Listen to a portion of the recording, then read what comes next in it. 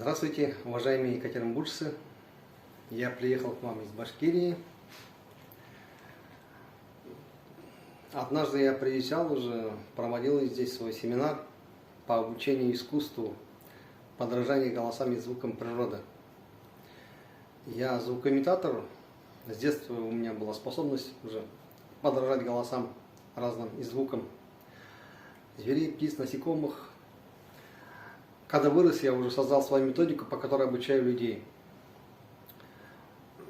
Люди, занимаясь разными голосовыми упражнениями, подражая голосам зверей, птиц и разным звукам природы, получают большую пользу для развития своих вокальных способностей. И в последние годы я в интернете смотрю, тоже вот некоторые певцы своих родных используют голоса некоторых животных. Ну, простейшие там мычание коровы, скажем, мяуканье, гавканье и так далее. Но у меня в моем арсенале больше 40 голосов и звуков, там есть очень сложные звуки и хорошо развивающие голосовые связки. И приглашаю вас на свои мастер-классы и семинары, которые вскоре будут организованы в вашем городе. Но кроме этого еще я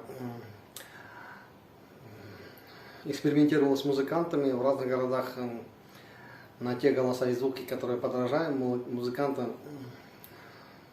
создавали разные композиции, очень интересные вещи выходили, зрители были в восторге. Сейчас я вам покажу некоторые голоса.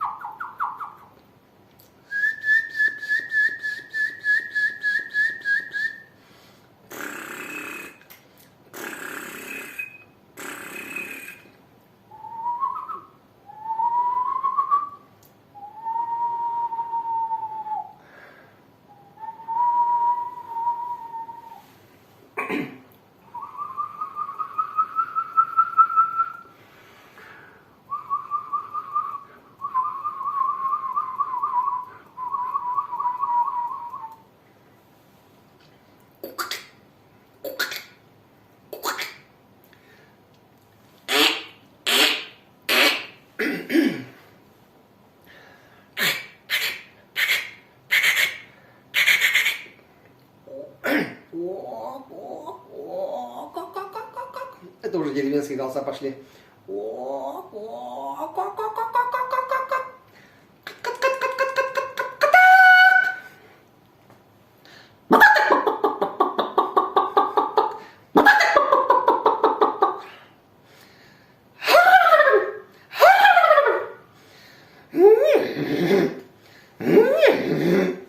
Есть еще инструмент, у него два названия: носовая флейта, и второе название носовой варган, по-башкирски танау кумыды.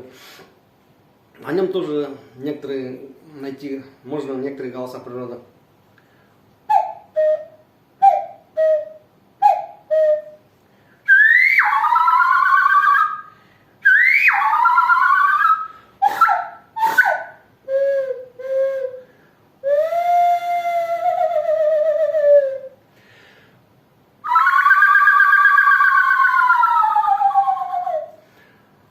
Но на нем, в отличие от других обычных манков, на нем еще можно и мелодии обычно играть.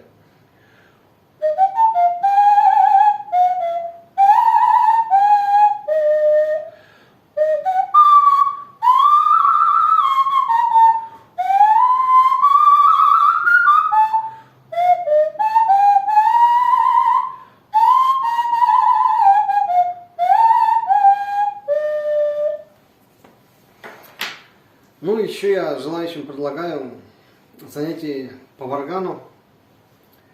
Не путать с органом. Некоторые, когда первый раз слышат варган, путают с органом. Это два разных инструмента. Ну, по-башкирски он называется кубыс. Ну, чисто в башкирском произношении кумыт. И вот разные народы на нем играют в разных странах, в разных континентах. Врачи заметили, что вообще люди давно уже заметили, что он полезен для здоровья. Врачи просто объяснили, почему, ученые. А вибрация этого инструмента создает микромассаж внутренних органов. поэтому исцеляюще воздействует. И не зря же шаманы его используют, они же целители. Ну, в последние годы и звукотерапевты начали его использовать.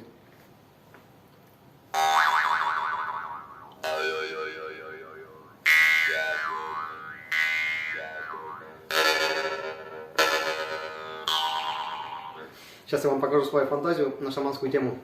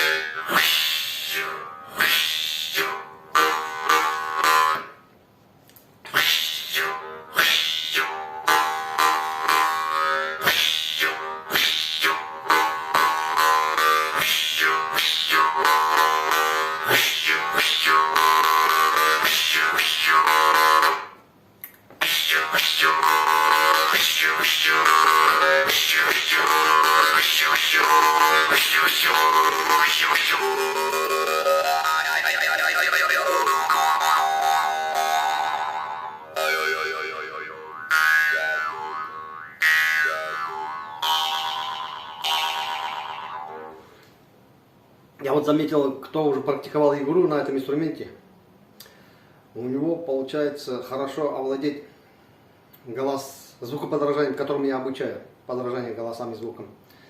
Потому что, играя на этом инструменте, у человека артикуляция хорошо развивается, поэтому у него уже способности развиваются, чтобы уже подражать своим голосом разным звукам, без инструмента уже. Даже у кураиста вот это я заметил, артикуляция хорошо развивается.